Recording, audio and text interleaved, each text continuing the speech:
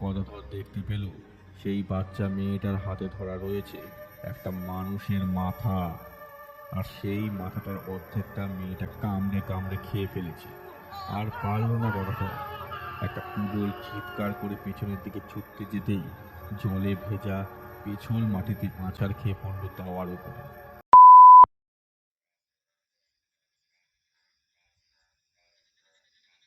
একটু আগেই এক পশলা বৃষ্টি হয়ে গেছে, তাই মাঝে মাঝে একটা ঠান্ডা শিরশিরে হাওয়া মাটির ঘরের জানলার ফাঁক দিয়ে ঘরের ভেতরে এসে ঢুকছিল। গদাধর কোনো রকমে গায়ের চাদরটা টেনে নিয়ে মাথাটা ঢুকিয়ে নিল ভেতরে। এমন ঠান্ডার মধ্যে আর বাইরে বেরোতে ইচ্ছে করল না। অনেকক্ষণ ধরেই তলপেটের কাজটা ভারী হয়ে রয়েছে। একবার প্রস্রাব করার জন্য বাইরে না গেলেই নয়। কিন্তু এমন ঠান্ডার মধ্যে বাইরে যেতে আর ইচ্ছে করছে না। গদাধর একটু কুঁড়ে ধরনের মানুষ, না হলে প্রস্রাব চেপে রেখে কেউ বিছানায় শুয়ে ছটপট করে নাকি? তবে শুধু সেইটা কারণ নয়, এই এত রাতে বাড়ির বাইরে যেতে গদাধরের একটু ভয় করে। ছোট থেকেই সে একটু ভীতু মানুষ। গ্রামের আর 5টা মানুষের চেয়ে গদাধর একটু আলাদা। সে কোনো ভারী কাজ করতে চায় না। ছোটখাটো হালকা কাজ তার হলেই হলো, যেমন গোলায় ধান তোলা কিংবা ধান ঝাড়াই করা, আর ছোট ছোট যেসব কাজ আছে আর কি। চাষের কাজে বড্ড খাটনি, অত খাটনি তার পোষায় না। তার মনে হয় তার জন্ম হয়েছে ভুল ঘরে। তার জন্ম হওয়ার কথা ছিল কোনো এক জমিদারের ঘরে। সেখানে পায়ের ওপর পা তুলে সে সব সময় হুকুম চালাতো, আর তারা হাতের কাছে সবাই খাবার জল, এমনকি ওই একটু নেশার জিনিস পর্যন্ত নিত। ওই একটা জিনিসে কিন্তু গদাধরের কোনো কুড়িমি নেই। গভীর রাত প্রবল ঠান্ডার মধ্যেও কেউ যদি তাকে নেশার জন্য ডাকে, তাহলে সে এক পায়ে রাজি হয়ে যায়। ওই একটা কাজ বাদে বাকি সমস্ত কাজ করতে তার কেমন যেন অনীহা। সে একদিন রান্না করে রাখে, সেই রান্নাই পরপর 2 দিন খায়। তার শরীরটাও দেখার মতো, একটু লম্বা, তবে কেমন যেন রোগাটে। গায়ের রং শ্যামলা। ছোট্ট একটা মাথার উপরে এক মাথার ঝাঁকড়া ঝাঁকড়া কোঁকড়ানো চুল। মুখের কথা না বললেই নয়, তবুও গদাধরের চোখ দুটো কিন্তু বড্ড ফাঁসা ফাঁসা, যেন মনে হয় তার শরীরের সমস্ত কিছুর মধ্যে ওই দুটো চোখই একটু ভালো। গদাধর কিন্তু তার রূপ নিয়েও নিজে একটু অহংকার বোধ করে। যখন ভাঙা কাচের আয়নার সামনে গিয়ে দাঁড়ায়, তখন গদাধর মনে করে পৃথিবীতে তার চেয়ে সুন্দর আর কেউ নেই। আসলে ছোট থেকেই ছেলেটা মা ছাড়া বড় হয়েছে। তারপর যখন একটু বড় হলো, তখন বাপ মরে গেল। একা একা মানুষ একটু ছন্নছাড়া ভাবেই জীবনযাপন করে। গদাধরও তেমনই। কিন্তু তাই বলে প্রস্রাব পেলে বিছানা ছেড়ে উঠে প্রস্রাব করতে যাবে না, এ আবার কেমন কথা? গদাধরের মনে একটা অদ্ভুত ভাবনা এলো। গদাধরের মনে হলো, যদি বিছানা থেকে একটু উঠে বিছানায় বসে বসে প্রস্রাব করা যেত, আর কেউ একটা বালতি কিংবা মাটির হাঁড়ি ধরে থাকতো। নিজের মনে আসা কুৎসিত ভাবনাটাই গদাধর নিজেই কেমন যেন চমকে উঠল। ছি ছি ছি, এসব আবার কেউ ভাবে নাকি? কি যে হচ্ছে তার! মাথাটা আস্তে আস্তে একা একা সারা দিন দাওয়ার কাছে বসে আর বিছানায় শুয়ে এটা ওটা ভাবতে ভাবতে তার মাথাটা বোধহয় খারাপ হয়ে গেছে। এটা কিন্তু গদাধর নিজেই ভাবে, অন্য কেউ তাকে কখনো বলে না। গ্রামের লোকেদের সাথে গদাধরের কথাও খুব একটা হয় না। অনেকক্ষণ ধরে চেষ্টা করার পরেও যখন গদাধর বুঝতে পারল না, আর কিছুতেই প্রস্রাব চেপে রাখা যাবে না, তখন গদাধর বিছানা থেকে নেমে পড়ল। তার গায়ের ওপর চাদরের পরেও একটা ছেঁড়া খোড়া কম্বল ছিল। দুটোকে সরিয়ে এক পাশে রাখতেই একটা ফ্যাপসা গন্ধ যেন ঘরের চারপাশে ছড়িয়ে পড়ল। আর তার সাথে সাথে ঠান্ডা হাওয়া এসে গদাধরের গায়ে যেন কামড় দিতে শুরু করলো। সে যেন ঠক ঠক করে কাঁপতে কাঁপতে সামনে এগিয়ে গিয়ে দরজাটা একটানে খুলল। আর দরজাটা খুলতেই গদাধরের মুখ থেকে একটা আর্তনাদ বেরিয়ে এলো। ওরে বাবা রে, কি ঠান্ডা! মর মর মর, সবাই মর! দাদাজি, কথাটা বলে বাইরের দিকে তাকাতেই বুঝতে পারল বাইরেটা চাঁদের আলোয় যেন ফুটফুট করছে। রাত কত হয়েছে গদাধর জানে না, তার বাড়িতে ঘড়িও নেই। সন্ধ্যের দিকে সে ঘুমিয়ে পড়েছিল। পেটের ভেতর খিদেটাও মাঝে মাঝে জ্বালাতন করছিল বটে, তবে এখন খেলে আবার কাল সকালে উঠে রান্না করে তারপর খেতে হবে। তাই এই খাবারটা যদি কাল সকালে খাওয়া যায় তাহলে দুপুরের দিকে রান্না করলেও চলবে। গদাধর খুব হিসেব করে চলে, আর তার মতো মানুষকে হিসেব করেই চলতে হয়। গদাধর স্বপ্নে কখনো রাজা কখনো জমিদার হয়ে গেলেও বাস্তবে তো তার অবস্থা একটা ভিখারির সমানই বলা চলে। তার ঘরের চারদিকে ফুটো ফাটা, ওপরের চাল বেয়ে বর্ষার সময় জল নেমে আসে। এখন শীতের সময় বলে সেই ভয়টা নেই, তবে ঠান্ডা লাগে প্রচণ্ড। যেই দরজাটা এক হাতে টেনে খুলল গদাধর, সেই দরজার ফাঁক দিয়েও হু হু করে হাওয়া ঢুকছিল। সবটাই ঠিক ছিল, কিন্তু গদাধর বাড়ির আধ ভাঙা টাওয়ার কাছে পা রাখতে একটা শব্দ শুনতে পেল, কেমন যেন একটা কচর মচর শব্দ। আর সেই শব্দটা শোনার সাথে সাথে গদাধরের চোখ চলে গেল দাওয়ার বাঁদিকে। মনে হলো চাঁদের আলোয় সেদিকটায় কেউ একটা বসে আছে কালো মতো। গদাধরের ঘরে রাতে হ্যারিকেন জ্বলে না। হ্যারিকেন জ্বালাবার মতো বিলাসিতা করার সামর্থ্য গদাধরের নেই। তলপেটের কাছে চাপটা আরো প্রচণ্ড বাড়ছে, মনে হচ্ছে এক্ষুনি কাপড়ে চোপড়ে হয়ে যাবে। ব্যাপারটা কিন্তু গদাধর তখন একভাবে তাকিয়ে দেখছে সেই কালো মতো জিনিসটাকে। মনে হচ্ছে দাওয়ার এক পাশে জানলার কাছটায় হেলান দিয়ে কে যেন একটা বসে আছে, আর কচর মচর শব্দটা ঠিক তার দিক থেকে ভেসে আসছে। তখন পরে গদাধরের শিরদাঁড়া বেয়ে একটা ঠান্ডা স্রোত যেন আস্তে আস্তে ওপরের দিকে উঠতে লাগলো। গদাধরের মনে হলো তলপেটের ওপর তার যেন আর কোনো নিয়ন্ত্রণ নেই। এক্ষুনি হয়তো সেটা আর হলো না। তার আগেই বসে থাকা সেই কালো মতো জিনিসটা কচর মোচর শব্দ থামিয়ে গদাধরের দিকে তাকিয়েছে। গদাধর তার দিকে তাকিয়ে রয়েছে, কিন্তু টাওয়ার ওপরটায় চাঁদের আলো এসে পৌঁছতে পারেনি। সেখানটায় তাকে ভালোভাবে দেখা সম্ভব নয়। তবে এবার গদাধর যেটা দেখতে পেল তাতে তার হাড় হিম হয়ে গেল। গদাধর বুঝতে পারল যে বসে রয়েছে সে একটা মানুষ, আর তার দুপাটি ঝকঝকে দাঁত এখন গদাধরের দিকে তাকিয়ে হাসছে। একটা মেয়েলি গলায় খিলখিলিয়ে হাসির শব্দে গদাধরের মনের ভেতর থাকা সমস্ত সাহসটুকু যেন কোথায় উড়ে গেল। গদাধর বুঝতে পারল তার উড়ু বেয়ে নিচের দিকে নেমে যাচ্ছে গরম জলের স্রোত। কাঁপা কাঁপা ঠোঁট আর কাঁপা কাঁপা বিড়ানিতে গদাধরের চারপাশটা যেন ভরে উঠল। গদাধর বুঝতে পারছিল তার তল পেটে সেই চাপটা ক্রমশ হালকা হয়ে যাচ্ছে, আর তার দুটো পায়ের নিচের মাটিটা জলে ভেসে যাচ্ছে যেন।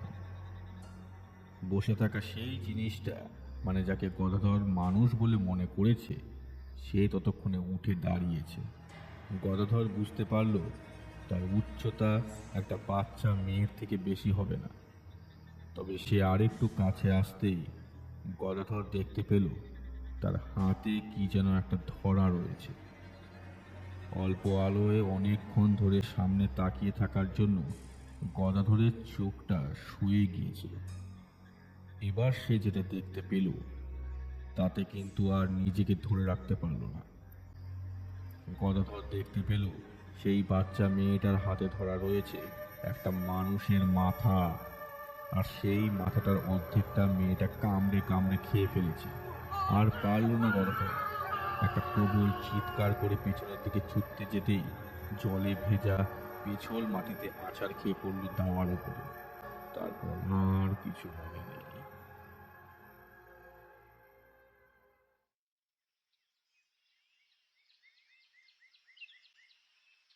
আর ওই চাপা, এই কোথায় গেলি রে? শ্মশানের এক পাশের বড় গাছের আড়াল থেকে একটা বাচ্চা মেয়ের হাসির শব্দ ভেসে আসতে থাকে। মধুকর হাঁটতে হাঁটতে ওদিকে এগিয়ে যায়।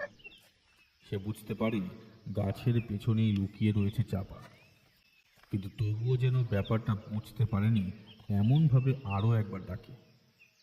চাপা, ওরে চাপা, এই কোথায় গেলি মা? দেখ, আমি এইভাবে তোকে খুঁজতে পারি না। কত কাজ পড়ে রয়েছে আমার, জানিসই তো। চাপা গাছের আড়াল থেকে আবার খিলখিল করে হেসে ওঠে। তারপর বলে, খুঁজতে পারে না, খুঁজতে পারে না, খোঁজো খোঁজো, আমি এখানে। খিলখিল হাসির শব্দে চাপা গাছের আড়াল থেকে দৌড়তে শুরু করে অন্য একটা গাছের দিকে। মধুকর এবার চিৎকার করে ওঠে। ওরে থাম থাম থাম রে দস্যিবে, তাড়াতাড়ি আয় এদিকে, তাড়াতাড়ি এসে স্নান কর, তারপর দুটো মুখে দে। সারাদিন টো টো করে ঘোরা। চাপা কিন্তু তার কথা শুনতে পায় না। গাছের আড়াল থেকে দৌড়ে বেরিয়ে ততক্ষণে সে পাশের ছোট ঝোপ জঙ্গলটার কাছে গিয়ে পড়েছে।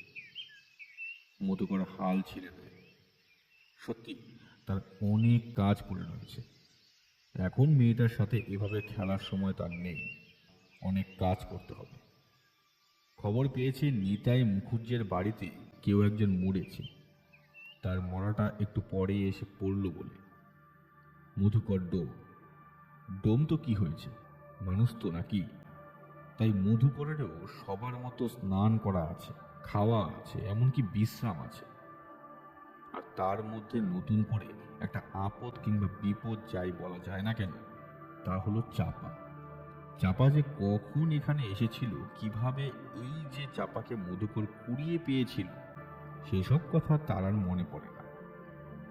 তবে শুধু এটুকু মনে আছে, প্রবল বর্ষার রাতে একটা বাচ্চার কান্নার শব্দ শ্মশানের এক পাশ থেকে ভেসে আসতে দেখে মধুকর এগিয়ে গিয়েছিল সেখানে। তারপর দেখতে পেয়েছিল একটা জায়গায় কয়েকটা শিয়াল জড়ো হয়েছে। জঙ্গলের মধ্যে রাতে একা একা ঘুরে বেড়ানো কিংবা শ্মশানে এদিক ওদিক ঘোরার সময় মধুকর হাতে একটা মোটা পাকা লাঠি রাখে। সেই লাঠি দিয়ে দুবার তাড়াতেই শিয়ালগুলো ছুটে চলে গেল বটে, তবে তার আগেই মধুকর দেখতে পেয়েছিল একটা বাচ্চা মেয়ে পড়ে রয়েছে গাছটার এক পাশে, একটা ছেঁড়া কাঁথায় জড়ানো তার শরীরটা। ব্যাপারটা দেখে মধুকরের গোটা শরীর জ্বলে উঠেছিল। কে এমন পাষণ্ড যে নিজের মেয়েটাকে এভাবে শ্মশানের কাছে ফেলে রেখে গেছে শিয়াল কুকুরের খাদ্য হওয়ার জন্য?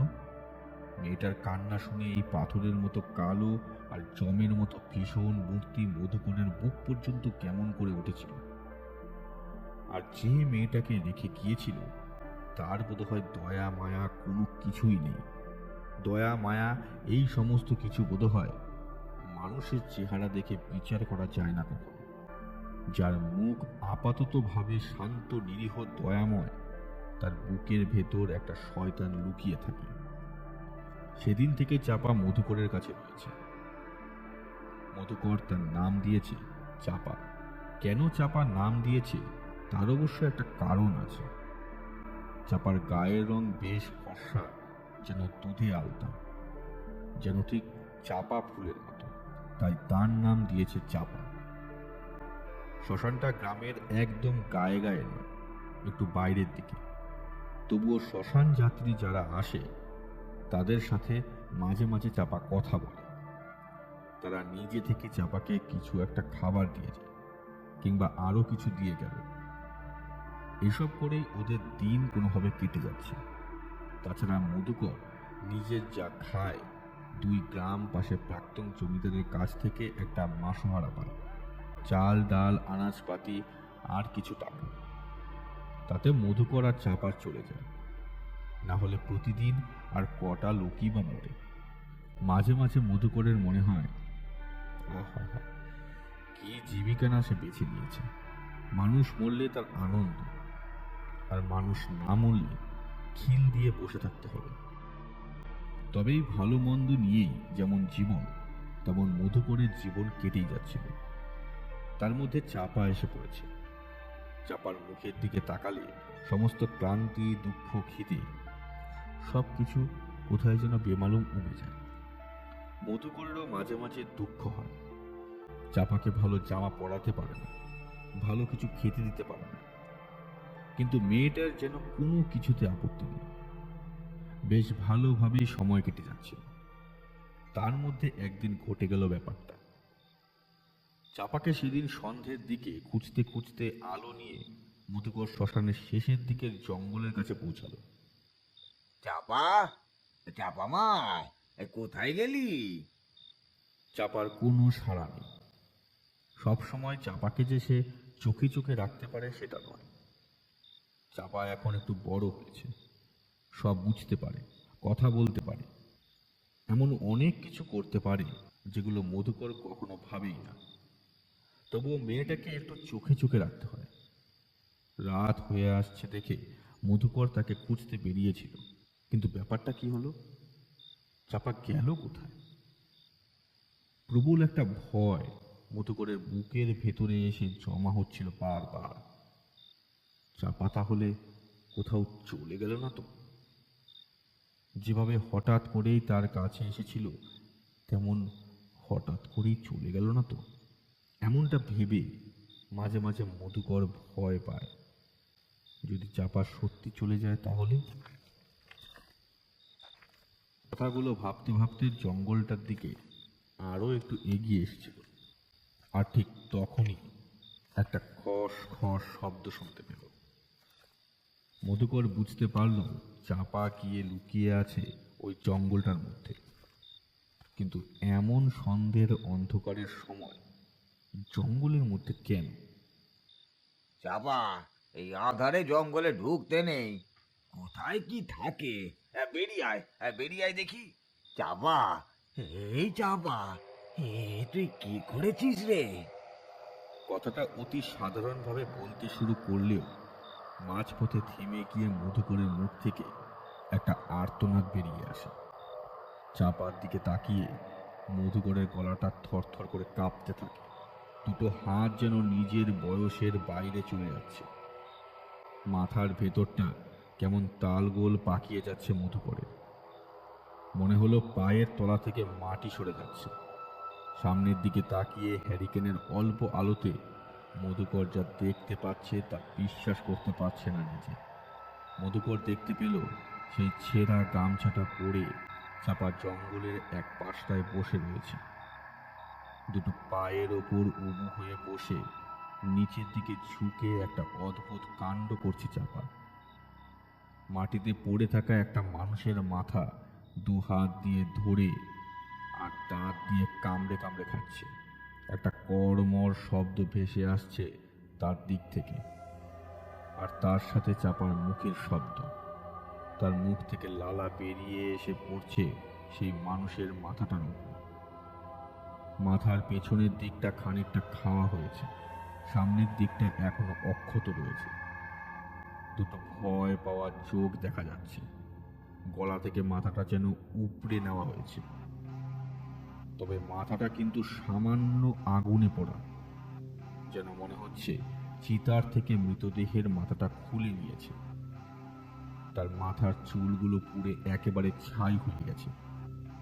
গালের এখানে ওখানে কালচে হয়ে রয়েছে। খালি মাথার পেছন দিকটা ওর অর্ধেকটা কামড়ে কামড়ে খাওয়া মাথার খিলু, এমনকি রক্ত যেন একসাথে বেরিয়ে এসে তলা পাকাচ্ছে। জীবনে অনেক মরা পুড়িয়েছে মধুকরের চেয়েও আরো বীভৎস দৃশ্য মধুকর দেখেছে, কিন্তু এই দৃশ্যটা কেন জানি না সে সহ্য করতে পারল না। তার পেটের ভেতরটা গুলিয়ে উঠল। বুঝতে পারল একটা টক জল তার গলা বেয়ে আস্তে আস্তে ওপরের দিকে উঠতে শুরু করেছে। তার আগেই কোনো রকমে নিজেকে সামলে নিয়ে একবার গলা খাঁকড়িয়ে মধুকর চিৎকার করে উঠল। চাপা, চাপা মা, কি করছিস কি তুই? তুই কি পাগল হয়ে গেছিস নাকি? এতক্ষণ চাপা একভাবে মনের সুখে সেই অর্ধদগ্ধ মাথাটা চিবিয়ে চলেছিল। এবার মধুকরের চিৎকার শুনে সে থমকে গেল। তারপর আস্তে আস্তে মাথা তুলে তাকালো মধুকরের দিকে। চাপার ঠোঁটে দুপাশ বেয়ে নেমে আসছে কালচে কালচে থকথকে রক্ত। তবে তার দুটো চোখ কেমন যেন ভয়ানক। তার দুটো চোখে কোনো মনি নেই। তার দুটো চোখ কেমন সাদা হয়ে এসেছে। আর তেমন অদ্ভুত ভাবে চাপা দাঁত কিরমির করে উঠল মধুকরের দিকে তাকিয়ে। তারপর ফ্যাস ফ্যাসে গলায় বলল, চলে যা বলছি এখান থেকে, না হলে তোর মাথাটাও এভাবে চিবিয়ে চিবিয়ে খাবো। চলে যা। এক মুহূর্তের জন্য মধুকর তার একটা পা পেছনের দিকে ফিরিয়েছিল বটে, কিন্তু তারপরেই চাপার জন্য বুকের ভেতরটা কেমন যেন ব্যথায় টনটন করে উঠল। তাই আগের থেকেও আরো শক্ত গলায় চিৎকার করে বলল, কে তুই? কে তুই বল। আর আমার চাপাকে তুই কি করেছিস? কি করেছিস বল দেখিনি।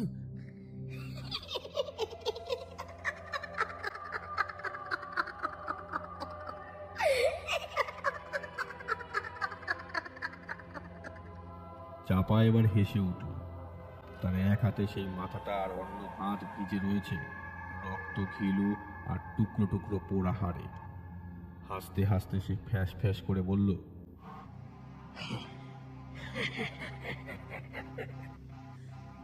কি চাপা? কোথায় চাপা? আমি হাড়ু চোর।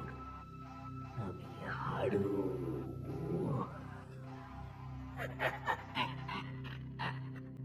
কথাটা শুনে মধুকরের গোটা শরীর একবার থরথর করে কেঁপে উঠল। হারু?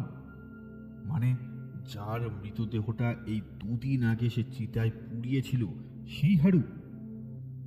মনে আছে তার মৃতদেহ যখন পুড়ছিল তখন চাপা একপাশে দাঁড়িয়েছিল, মাঝে মাঝে এগিয়ে এসে বলছিল, বাবা, বাবা, দেখো না, দেখো ওই ওই মরাটা আমার দিকে তাকিয়ে আছে, আমার একটা হাত তুলে ডাকছে। চাপা মাঝে মাঝে মধুকরের সাথে এমন অনেক মজা করে থাকে। তাই মধুকর ভেবেছিল চাপা মজা করতে গিয়ে এমনটা করছে, তাই ব্যাপারটায় গুরুত্ব দেয় না। মধুকর হাসতে হাসতে বলেছিল, তোকে ডাকছে ভূত হয়ে, তোর ঘাড়ে চাপবে বুঝলি।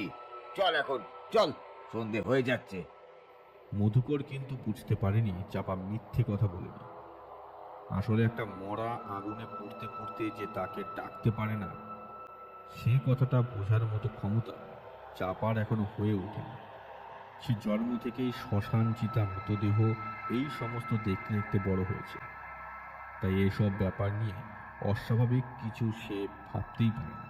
তাই ফিরে আসার সময় যখন একবার পেছনের দিকে তাকিয়েছিল, তখন কিন্তু সত্যিই দেখতে পেয়েছিল চিতায় পুড়তে থাকা হারুর মৃতদেহটার একপাশে কালো মতো কি একটা দাঁড়িয়ে আছে, আর সে তাকে ডেকে চলেছে। এতক্ষণ চিতার ওপর থেকে যে তাকে ডাকছিল, সে এখন কি তাকে বাইরে বেরিয়ে এসে ডাকছে? চাপা কিছু না বুঝেই তার একটা হাত তুলে ধরল সেই দিকে। চাপার মুখে দেখা গেল একটা সামান্য হাসি। মধুকর যদি তখনও বুঝতে পারত কত বড় ভুল সে করেছে, তাহলে হয়তো এমন সর্বনাশটা হতো না। মধুকর এখন সবই বুঝতে পারছিল, কিন্তু এখন আর কিছুই করার নেই। মধুকর কথাগুলো ভাবতে ভাবতে একটু অন্যমনস্ক হয়েছিল। এবার সামনে তাকিয়ে দেখল চাপা কোথাও নেই। চাপার হাতে ধরে রাখা সেই মাথাটাও অদৃশ্য হয়ে গেছে। একটু পরেই জঙ্গলের আরেকটু ভেতর দিক থেকে চাপা খিলখিল হাসি শোনা গেল। একদম মধুকরের মুখ থেকে একটা দীর্ঘশ্বাস বেরিয়ে এলো। এখানে তার আর কিছুই করার নেই।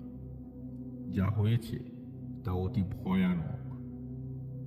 এখানে তাকে একমাত্র সাহায্য করতে পারে গ্রামের লোক।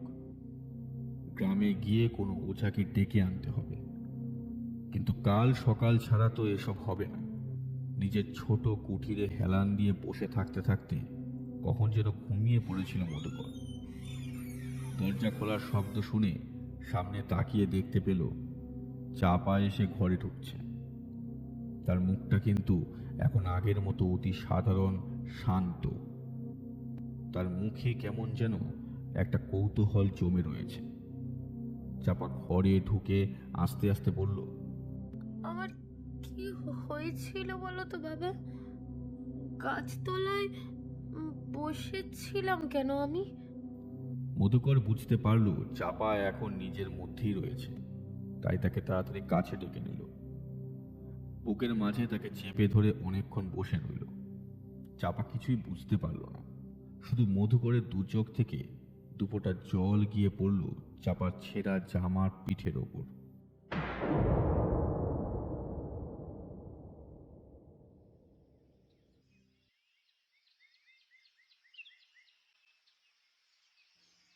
এই ব্যাপারটা যে কি হচ্ছে আমি তো কিছুই বুঝতে পারছি না। হ্যাঁ গো, তোমরা কি কিছু বুঝতে পারছো? আরে আমরা বুঝবো কেমনে? এমন ব্যাপার তো আমাদের গ্রামে এর আগে কখনো ঘটেনি। একটা একটা বাচ্চা মেয়ে নাকি পোড়া মরার মাথা খাচ্ছে। হ্যাঁ, এমন দৃশ্য কখনো কেউ বাপের জন্মে দেখেছে? আচ্ছা, আমার কিন্তু মনে হয় কত তোর মিথ্যে কথা বলছে। এমনিতেই তো ছেলেটার চাল চুলো কিছুই নেই, সারাদিন ঘরে বসে বসে। না মতিল, গদাধরকে তো আর আমরা আজ থেকে দেখছি না বলো। হ্যাঁ, চোখের সামনেই তো ছেলেটা বড় হলো আমাদের। ছেলেটা একটু মনে অলস হতে পারে, মানছি ভীতু, কিন্তু মিথ্যে কথা না, না, মিথ্যে কথা সে বলবে না।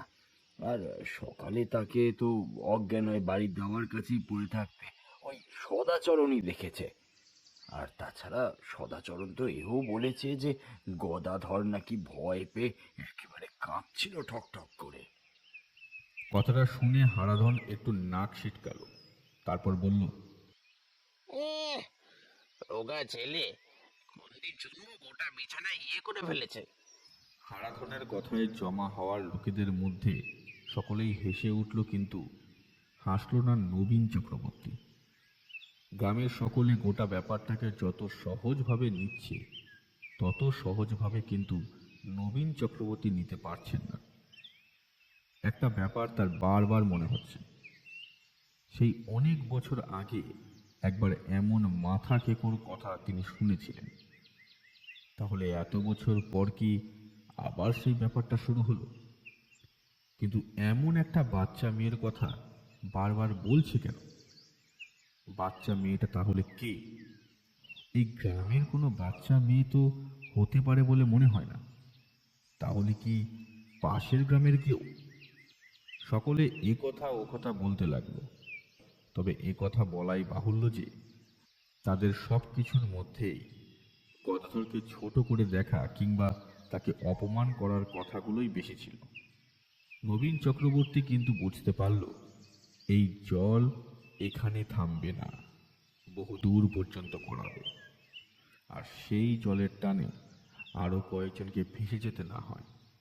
গদাধর কাল রাতে যা দেখেছিল নিজের চোখে, এখন সে বিশ্বাস করতে পারছে না।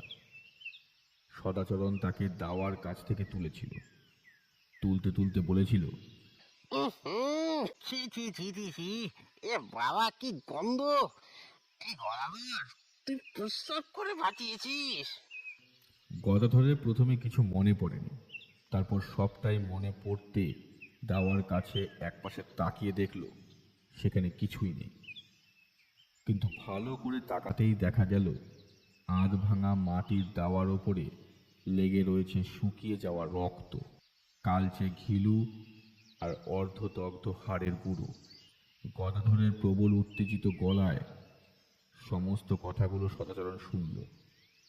তারপর একটু চিন্তিত মুখে বলল, তোর কথাগুলো বিশ্বাস হতো না যদি না এই দাওয়ার কাছে এমন রক্ত আর হাড় লেগে থাকতো।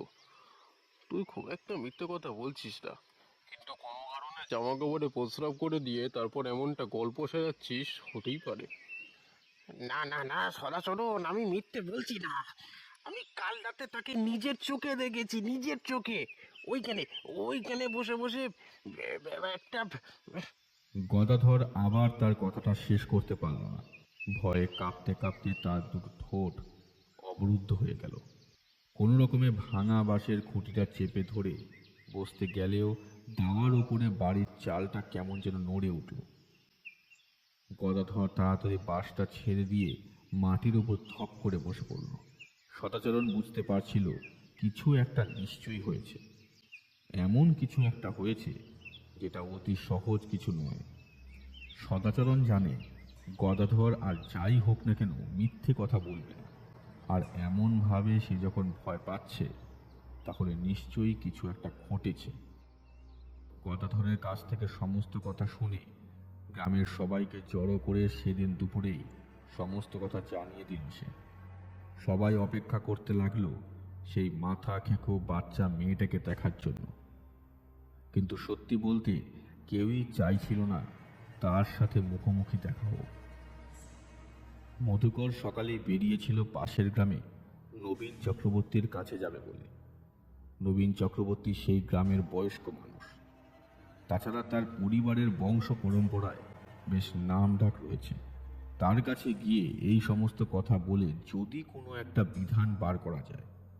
চাপাকে রেখে আসবে বলেই ভেবেছিল, কিন্তু তারপরে কি মনে হতে চাপাকে নিয়েই এলো। একা একা তাকে রেখে এলে আবার না জানি কি ঘটবে তার সাথে, এতটা হতে দেওয়া যাবে না। চাপাকে একা ছাড়লেই সেই ব্যাপারটা ঘটতে শুরু করবে, সেটাও সে জানে। আগে রাতে একবার ঘুম থেকে উঠে হঠাৎ করে দেখেছিল ঘরের দরজা বন্ধ, তবে ঘরের মধ্যে চাপা কোথাও নেই। ভয়ে আতঙ্কে মধুকর ঘরের দেওয়ালের কাছে সিটিয়ে গিয়েছিল। একটু পরেই দরজা খুলে চাপা এসে ঘরে ঢুকে নিজের জায়গায় চুপ করে শুয়ে পড়ল। মধুকরের ভয় ডর নেই, সে ডোম। মানুষ মরা নিয়ে, এসব ভূত প্রেত নিয়েই তার চলে। কিন্তু যে মেয়েটাকে সে নিজের মেয়ের মতো মানুষ করেছে, তার এমন একটা অদ্ভুত ব্যাপার হওয়ার পর থেকে মধুকর কেমন যেন ভীত হয়ে গেছে। মেয়েটাকে সে নিজের চোখে একটা অর্ধদগ্ধ মাথা কচর মোচর করে খেতে সে দেখেছে, তারপরে কি সে স্বাভাবিক থাকতে পারে? পথে হাঁটতে হাঁটতে অনেক কিছুই ভেবে চলেছিল মধুকর। দেখতে দেখতে এক সময় পৌঁছে গেল নবীন চক্রবর্তীর বাড়িতে। নবীন চক্রবর্তীর বাড়ির উঠোনের কাছে একটা গাছের গোড়ায় বসে কি যেন করছিলেন। তার বাড়ির উঠোনে ছোট বাগান করা, অনেক গাছই আছে সেখানে। মধুকর উঠোনের একপাশে দাঁড়িয়ে একটু গলা ঝেড়ে নিয়ে বলল, নমস্কার। নমস্কার চক্রবর্তী মশাই। নবীন চক্রবর্তী গলাটা শুনে একটু অবাক হলেন। গ্রামের সবার গলা প্রায় তার মুখস্থ বলা যায়।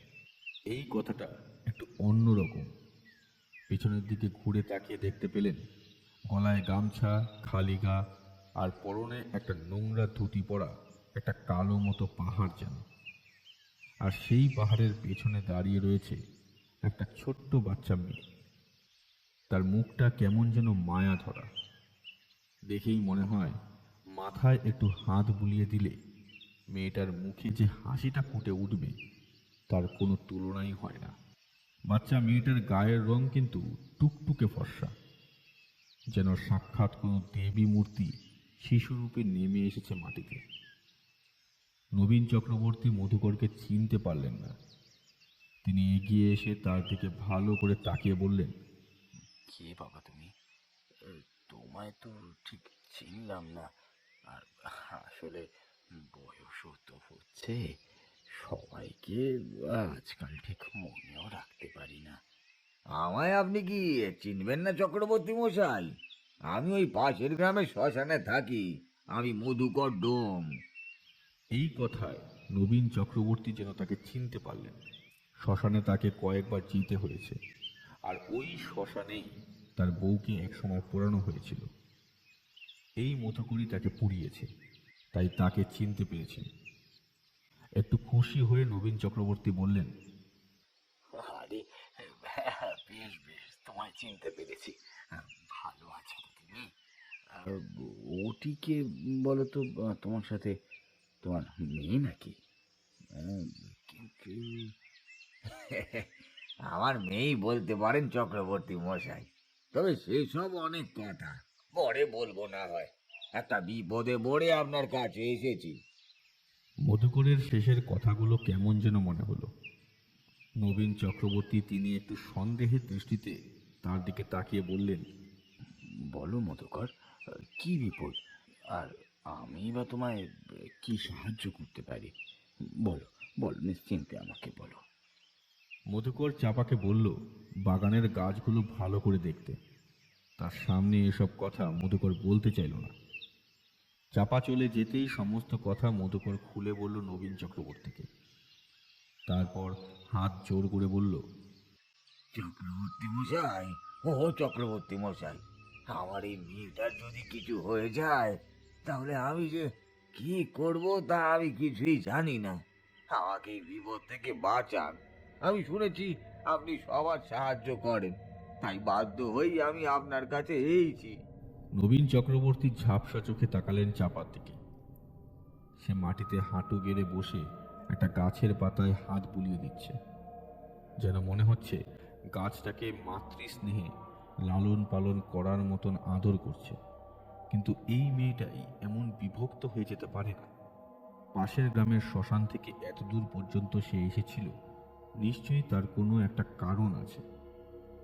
নবীন চক্রবর্তী বললেন, আচ্ছা, এই যে হারুর কথা তুমি বলছো, তা সে পাশের গ্রামের লোক নাকি এই আমাদেরই এই গ্রামের লোক? তা তো ঠিক বলতে পারবো না চক্রবর্তী মশাই। আমি হারুকে পুড়িয়েছিলাম, এ কথা আমার মনে আছে।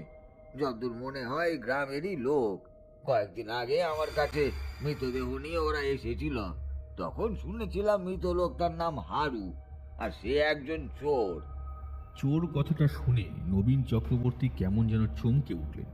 একটা ব্যাপার তার কাছে জলের মতো পরিষ্কার হয়ে যেতে লাগলো। আর তার সাথেই তিনি বুঝতে পারলেন গদাধরের প্রচণ্ড বিপদ রয়েছে। এই বিপদ থেকে গদাধরকে রক্ষা তিনি নিজে কিছুতেই করতে পারবেন না। এই বিপদ থেকে তাকে রক্ষা করার জন্য অন্য কারোর সাহায্য নিতে হবে। তাই তিনি উত্তেজিত হয়ে কাঁপা কাঁপা গলায় বললেন, মধুকর, মধুকর, তুমি এখন তোমার মেয়েকে নিয়ে যাও। হ্যাঁ, এইসব ভাবার জন্য আমার খানিকটা সময় লাগবে। তবে আমি আশ্বাস দিচ্ছি তোমায়, তোমার মেয়ের সমস্যার সমাধান আমি করে দেব। তোমার মেয়ের কিছু হবে না। মধুকরের দুটো চোখে জল এসে জমেছিল। নবীন চক্রবর্তী অবাক হয়ে গিয়েছিলেন। এমন কালো পাথরের মতো মানুষটা, যার কাজ মানুষকে পোড়ানো, মানুষের মৃত্যু দেখতে দেখতে যে অভ্যস্ত হয়ে গেছে, তার চোখে জল। হায় রে পৃথিবী, হায় রে মানুষের মন! কত কিছু যে আর দেখতে হবে তা নবীন চক্রবর্তী এত বছর বয়সে এসেও বোধহয় জানেন না। নবীন মনে মনে ভাবলেন, এই জন্যেই বোধহয় লোকে বলে এই দুনিয়াতে অনেক কিছুই হতে পারে যা আমরা ধারণা করতে পারি না।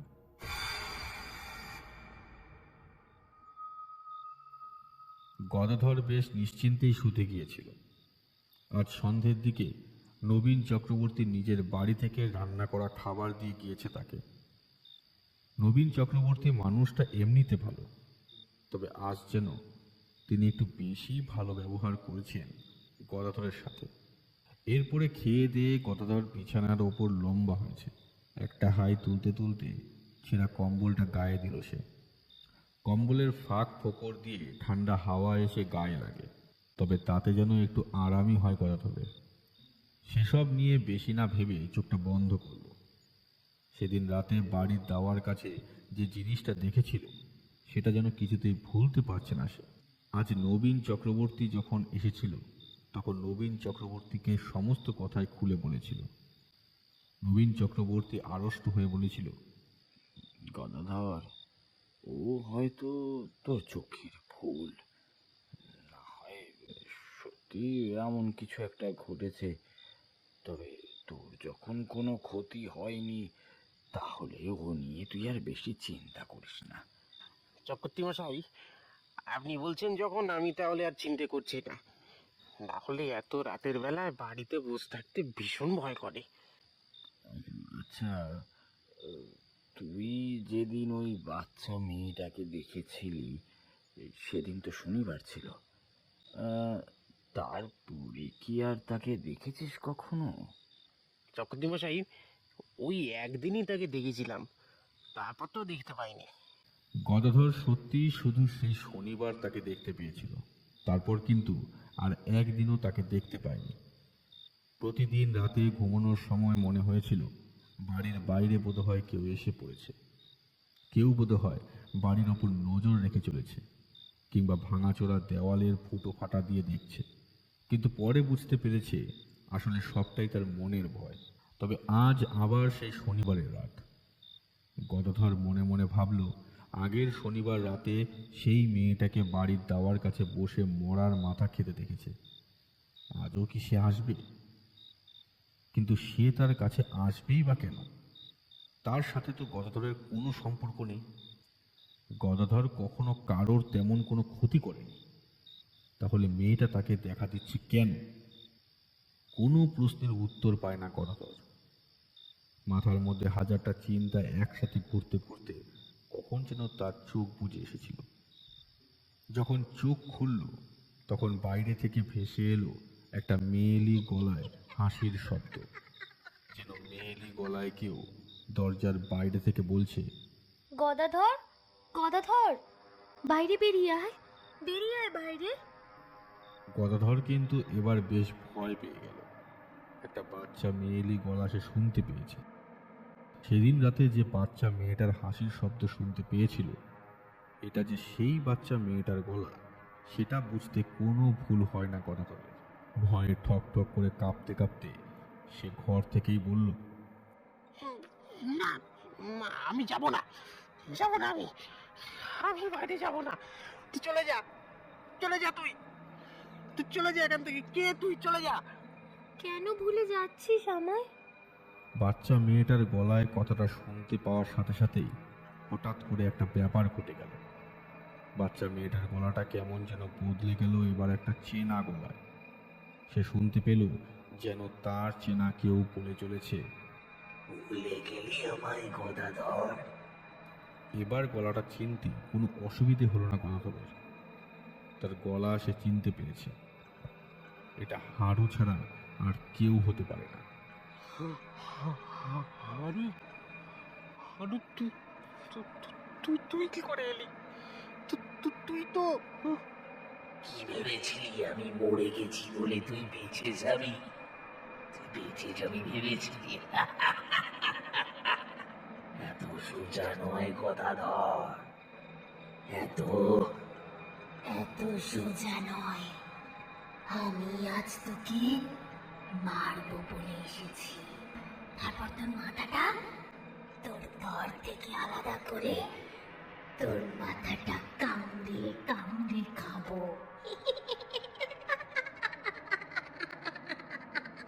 গদাধর ঘরের ভেতরে বসে কেমন ঠক ঠক করে কাঁপতে লাগলো আর চিৎকার করে বলতে লাগলো, চলে যা, চলে যা, চলে যা, তোরা এখান থেকে চলে যা। আমি মারিনি, আমি তোকে মারিনি, চলে যা এখান থেকে। তাহলে কে মেরেছে আমায়? কে মেরেছে সেদিন রাতে? সেদিন রাতে দিঘির পাড় থেকে আসার সময় ধাক্কা দিয়ে জলের মধ্যে আমায় কে ফেলে দিয়েছিল? তুই কি ভেবেছিলি নেশা করে রয়েছি বলে আমি কিছু বুঝতে পারিনি? তোকে মারবো বলে আমি আবার ফিরে এসেছি। গদাধরের ভয় আরো বাড়তে লাগলো। তার মনে হলো দরজার ভাঙা ছিদ্রটা দিয়ে একটা চোখ যেন তাকে দেখে চলেছে। বাইরে থেকে সেই অদ্ভুত একটা পচা গন্ধ আগের মতো ভেসে আসছে। তার সাথে মাঝে মাঝে সেই কর্মর শব্দটা, যেন মনে হচ্ছে সেই বাচ্চা মেয়েটা আগের দিনের মতো কর্মর করে একটা মাথা খেয়ে চলেছে। গদাধরের ভয়টা পা থেকে বুক পর্যন্ত উঠে এসেছিল। গলাটা বাকি ছিল, কিন্তু এবার যেটা হতে শুরু করলো তাতে গদাধর প্রায় পুরোটাই ভয়ে ডুবে গেল। দরজার ওপর পর পর ধাক্কা পড়তে লাগলো, আর তার সাথে মেয়েলি গলায় গর্জন। কোনো কথা নেই, মাঝে মাঝে শোনা যাচ্ছে হারুর গলার হাসি, আবার মাঝে মাঝে শোনা যাচ্ছে একটা বাচ্চা মেয়ের হাসি। গদাধর কম্বলটা মাথার ওপর জড়িয়ে চোখ বন্ধ করে থরথর করে কাঁপতে লাগলো আর চিৎকার করে বলতে লাগলো, না না না না, আমি কিচ্ছু করিনি, কিচ্ছু করিনি, আমি কিচ্ছুটি করিনি, আমি করিনি, আমায় ছেড়ে দে আমায়। এক সময় গদাধর বুঝতে পারলো তার ঘরের দরজাটা ভেঙে পড়েছে আর ভেতরে একটা ঠান্ডা হাওয়া এসে ঝাপটা দিচ্ছে গদাধরের শরীরটাকে। গদাধর কম্বলটা খুলতেই দেখতে পেল বিছানার অন্য পাশে দাঁড়িয়ে রয়েছে সেই বাচ্চা মেয়েটা। আধো অন্ধকারেও তার হাতে ধরে রাখা মরার মাথাটা দেখা যাচ্ছে। মরা মাথাটা এবার সে ছুঁড়ে দিল গদাধরের গায়ের উপর। একটা ঠান্ডা তরল কিছু এসে লাগলো তার হাতের কাছে। ভয়ে ঘৃণায় শিউরে উঠল গদাধর।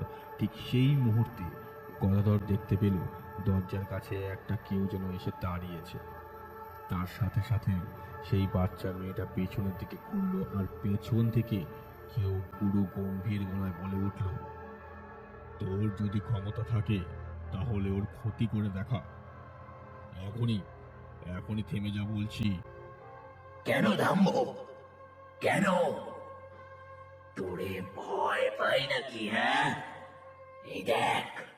বলেই সেই বাচ্চা মেয়েটা তার একটা হাত তুলে এগিয়ে দিল গদাধরের দিকে। পেছনে দরজার কাছে এসে দাঁড়ানো লোকটা বিড় করে কি যেন একটা মন্ত্র পড়ে একটা তরল পদার্থ ছুড়ে দিল বাচ্চা মেয়েটার গায়ে। এবার হারুর গলা থেকে একটা ভয়ঙ্কর চিৎকার বেরিয়ে আসতে লাগলো। ওরে বাবারে, মরে গেলাম গো। সারা গা জ্বলে যাচ্ছে। বাঁচাও আমাকে, বাঁচাও। তোকে আমি মারতে পারি, আবার আমি বাঁচাতেও পারি।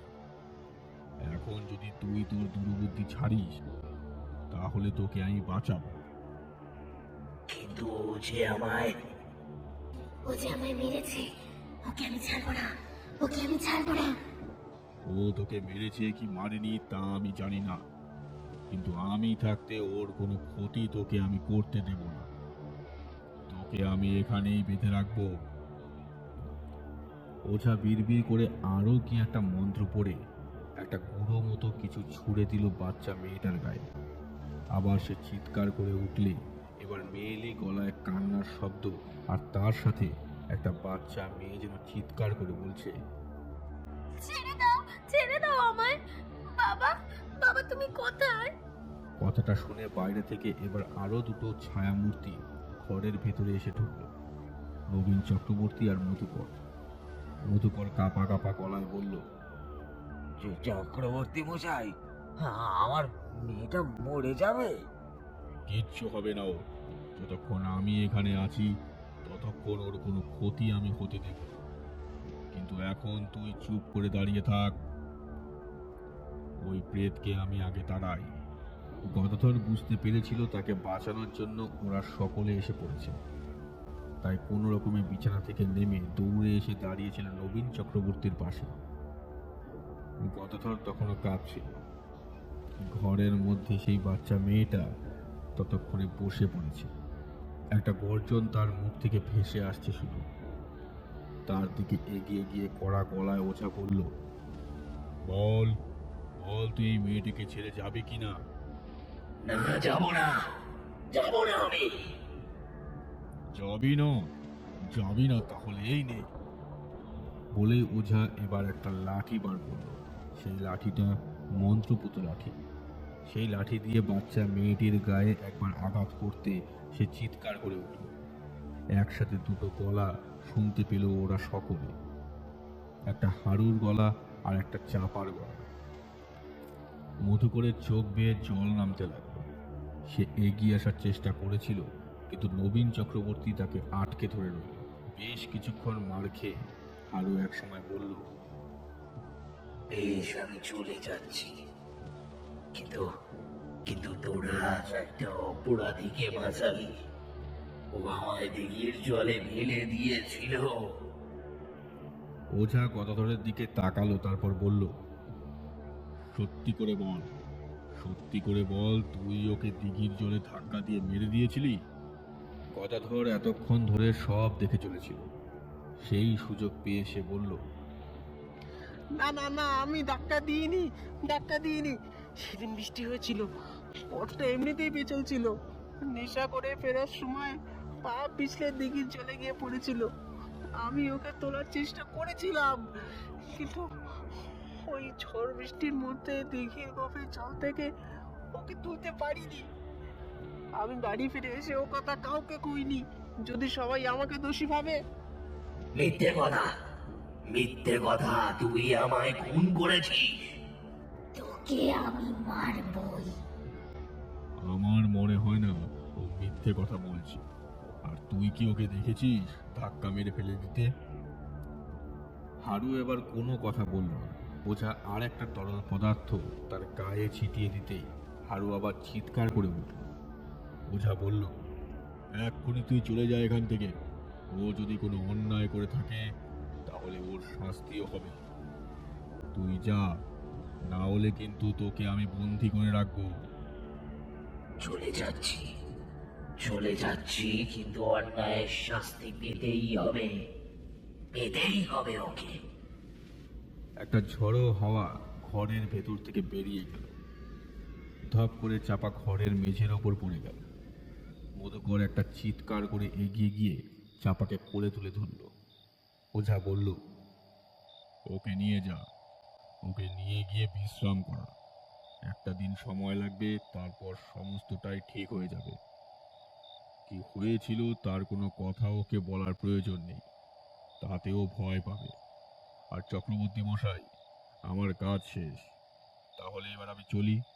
কাল একটা তাবিজ পাঠিয়ে দেব, সেটা গদাধরকে হাতে পড়ে থাকতে বলবেন, তাহলেই আর কোনো বিপদ হবে না।